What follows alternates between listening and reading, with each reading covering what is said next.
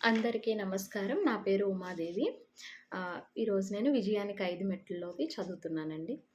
సమస్య వయసు చిన్నది. అవును. సమస్య వయసు నిశ్చయంగా మన వయసు కన్నా చిన్నది. మనతో పాటు పుట్టి మరణించే వరకు సమస్య మనతో పాటు ఉండదు. మీరు ఏ సమస్యనైనా తీసుకోండి.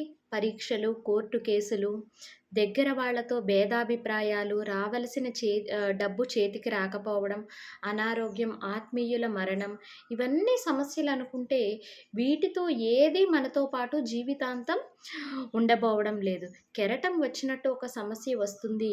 కొంతకాలం ఉధృతంగా ఉంటుంది. తరువాత దాని ఒత్తిడి తగ్గిపోతుంది. ఒకప్పుడు మనం ఎంతో పెద్ద సమస్య అనుకున్నది తర్వాత సమస్యగానే తోచకపోవచ్చు. ఈ సమస్య నుంచి మనం ఎలా బయటపడగలం? అనుకున్న సందర్భాల్లో కూడా ఆ పాటికే మనం దాని నుంచి బయటపడి ఉంటాం.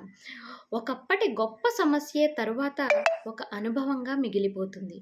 ఇంత పెద్ద సమస్యల్లోంచి బయటపడ్డామా అనో, లేదా దీన్నే ఇంత పెద్ద సమస్యగా ఊహించుకున్నాము అని కూడా నవ్వు రావచ్చు. మనం దానికి లొంగిపోతే తప్ప సమస్య ఎప్పుడూ మనపై విజయం సాధించదు. ఈ నిజాన్ని అర్థం చేసుకుంటే మనకి విషాదమే లేదు. ఒక వ్యక్తి చేసిన లేదా చేయని నేరానికి కారాగార శిక్ష పడిందనుకోండి, కొంతకాలానికి జైలు నుంచి బయటకొస్తాడు. మళ్ళీ జీవితాన్ని ప్రారంభిస్తాడు.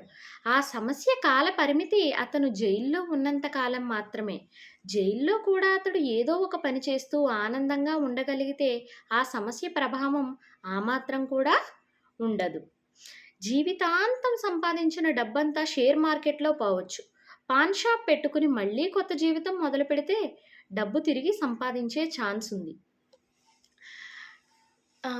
ఇక్కడ మనకి యండమూరి వీరేంద్రనాథ్ గారు క్లియర్‌గా ఏం చెప్పాలి అనుకుంటున్నారంటే, ఎప్పుడూ కూడా సమస్య పెద్ద భూతంలా చూడొద్దు.